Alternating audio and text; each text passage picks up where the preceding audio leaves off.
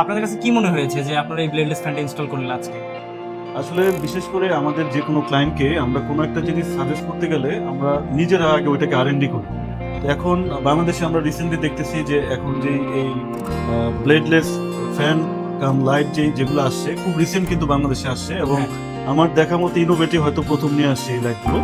তো আমরা আজকে এই লাইটটা ইনস্টল করে এটাকে R&D করছি যে আসলে এটার পারফরমেন্স কেমন, এটা আমরা ক্লায়েন্টকে কতটুকু সাজেস্ট করব। তবে লাগানোর পর যেটা মনে হচ্ছে এটার যে লাইটের কোয়ালিটি, এটা দিলে কিন্তু আসলে আমার কাছে মনে হচ্ছে ঝাড়বাতির প্রয়োজন হবে না। অনেকেই একটা ড্রয়িং রুমে চায় যে একটা ঝাড়বাতি দিবে, তখন ফ্যান দেওয়ার অপশন থাকে না।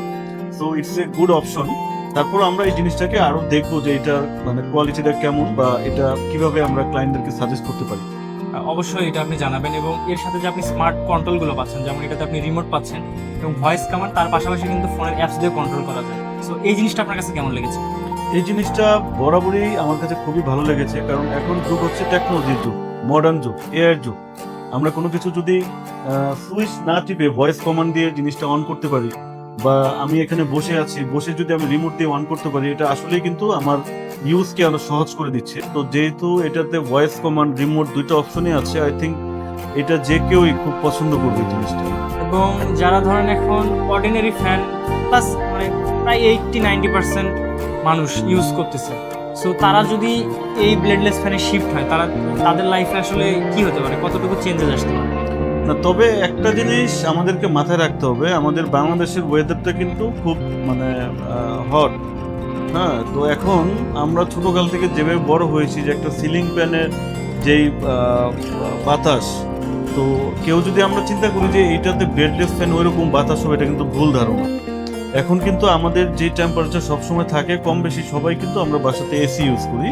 তো একটা এসি ইউজ করলে এইটার সার্কুলেশনের জন্য এটার যে বাতাস সেটা আসলেই ভালো, কারণ মানুষকে কিন্তু ভুল ইনফরমেশন দিয়ে সেল করার কোনো প্রয়োজন নেই। মানে কেউ যদি মনে করে যে সিলিং ফ্যানের পরিবর্তে এটা দিলে কাজ হয়ে যাবে, এটা কিন্তু আমিও মনে করি যে রং। বাট এইটার যেই মুভমেন্ট, যে বাতাস স্পিড, সেটা কিন্তু নর্মালি আই থিঙ্ক খুব ভালো। আমরাও কিন্তু বেসিক্যালি বলে থাকি যে এটা আপনার অর্ডিনারি যে ফ্যানগুলো আছে এই ফ্যানের মতো 360 বাতাসটা প্রোভাইড করবে না, কারণ এটা হচ্ছে এসির মতো সুইং হয়। সো আপনি বলতে চাচ্ছেন যে যাদের বাসায় এসি আছে বা যারা শুধু একটা স্পেসিফিক পার্টের জন্য নিতে চাচ্ছে, তাদের জন্য এটা বেটার।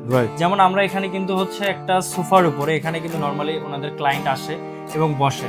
সো এই জায়গাটাতেই কিন্তু আমরা এটাকে ইনস্টল করেছি এবং পুরোটাতেই কিন্তু সুন্দরভাবে বাতাসটা ছড়াচ্ছে। সো যাদের মধ্যে এই একটা কাজ করতেছে যে না নর্মাল যে ফ্যানগুলো আছে ফ্যানের মতো বাতাসটা প্রোভাইড করবে, এরকম কিন্তু আপনারা পাবেন না অনেস্টলি।